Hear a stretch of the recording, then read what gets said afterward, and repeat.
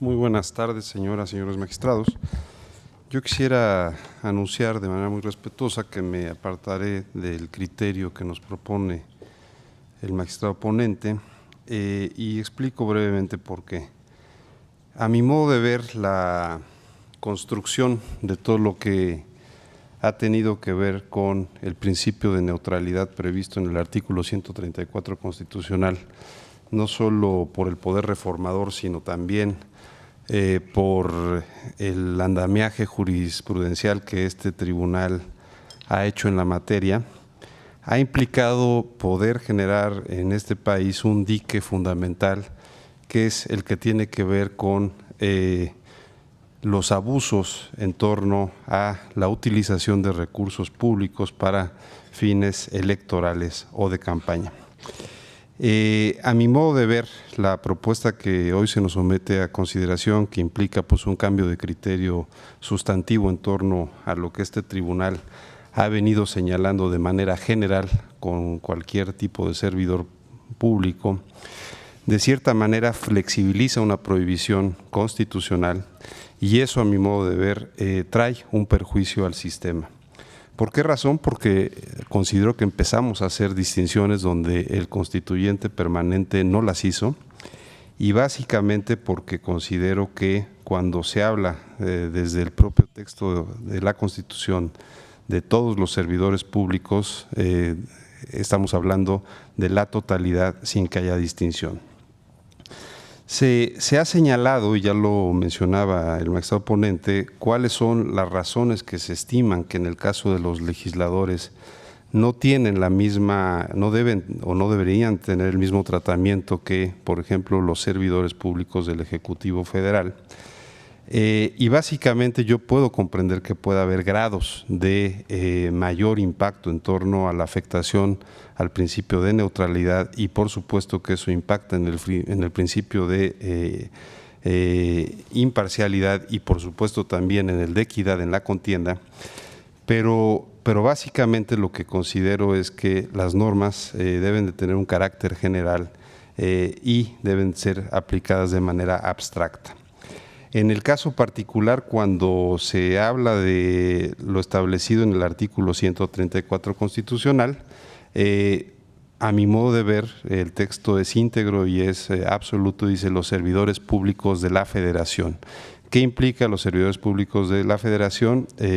Pues básicamente todo aquello que tiene que ver con los poderes federales, de las entidades federativas, de los municipios y de las demarcaciones territoriales de la Ciudad de México tienen en todo tiempo la obligación de aplicar con imparcialidad los recursos que estén bajo su responsabilidad, sin influir en la equidad en la competencia entre los partidos. Si bien la Constitución política no establece que los horarios y las jornadas del servicio público son parte de los recursos públicos, esa ha sido una construcción jurisprudencial que además me parece que este mismo proyecto tampoco lo niega.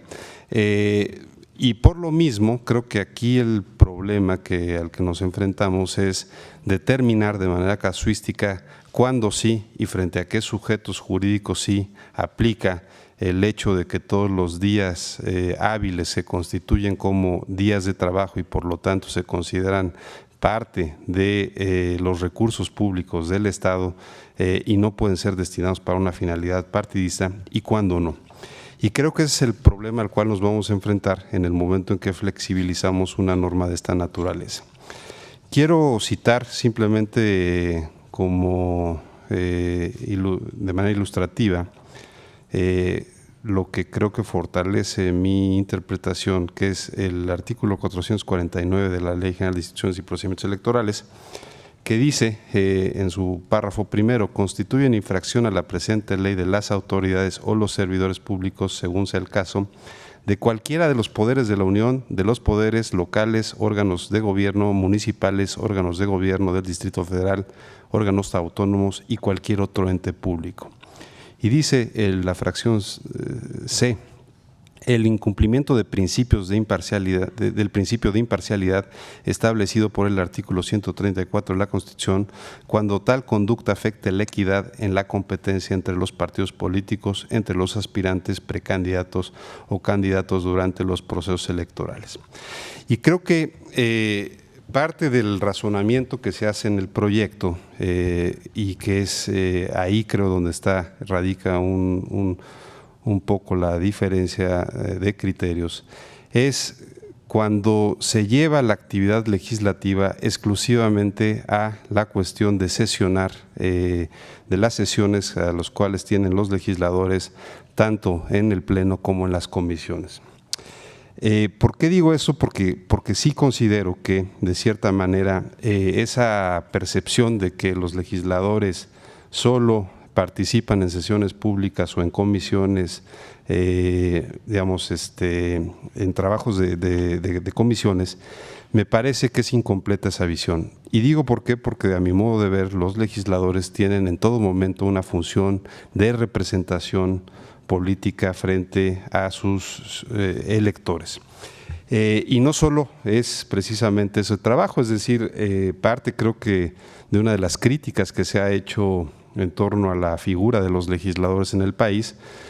pues es que solo participan o trabajan los días de sesión, y creo que detrás de eso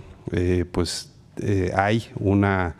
idea equivocada, porque para que esas sesiones tengan lugar tienen que tener materia de trabajo, y esa materia de trabajo se hace a través de hacer trabajo legislativo que implica redacción de normas, redacción de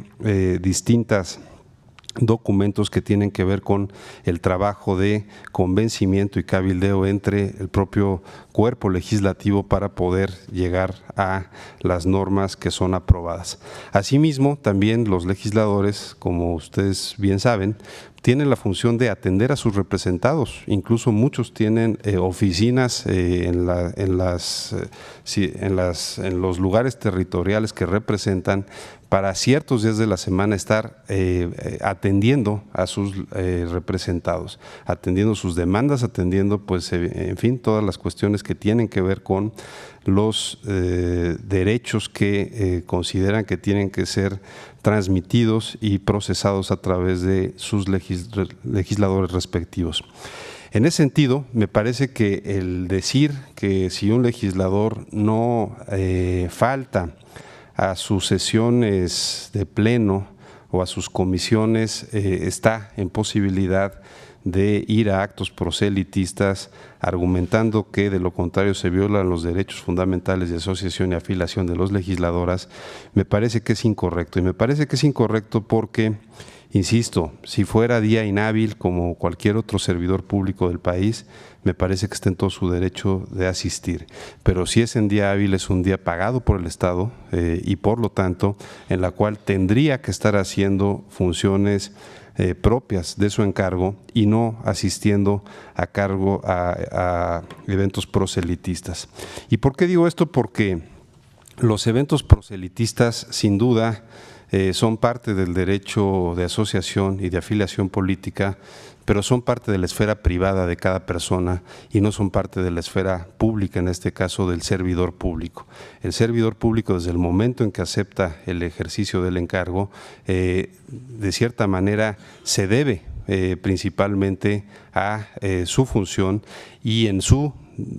tiempo privado, en su esfera privada, pues puede hacer efectivamente lo que guste, puede ir a eventos religiosos, puede ir a eventos proselitistas, puede ir a cualquier tipo de evento en el cual desee participar.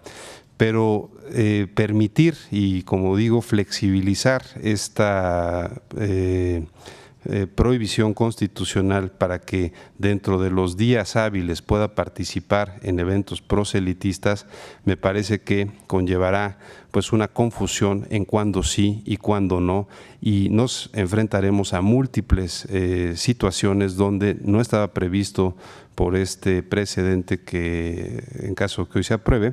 y entraremos precisamente en la disyuntiva de por qué solo los legisladores, por qué no otros funcionarios públicos que pues también no tienen tan estrictamente determinado de qué horario a qué horario es su horario laboral, y pues eso nos generará una situación, insisto, de discrecionalidad en torno a cuándo sí y cuándo no. Es por esas razones, magistrada presidenta, señores y señoras magistrados, que yo de manera respetuosa me aparto del proyecto que se nos presenta a consideración y presentaré un voto particular al respecto. Es cuanto.